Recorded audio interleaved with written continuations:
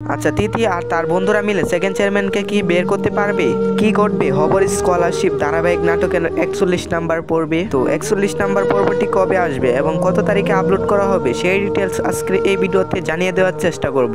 So hello viewers, আসসালামু আলাইকুম। আশা করি আপনারা সকলেই ভালো আছেন। আপনাদের দোয়ায় ও ভালোবাসায় আমি আলহামদুলিল্লাহ ভালো আছি। ভিউয়ার্স, ইতিমধ্যে হবর স্কলারশিপ ধারাবাহিক নাটকের 240 নাম্বার পর্ব আপলোড হয়ে গেছে। তো 240 নাম্বার পর্ব আপনারা যারা যারা দেখেননি আমার ডিসক্রিপশনে লিঙ্ক দেওয়া আছে, তারা ঝটফট দেখে ফেলতে পারেন। এবার তিথি তার বান্ধবীর কাছ থেকে জানতে পারে সেকেন্ড চেয়ারম্যান মেহেন্দিগঞ্জে রয়েছে।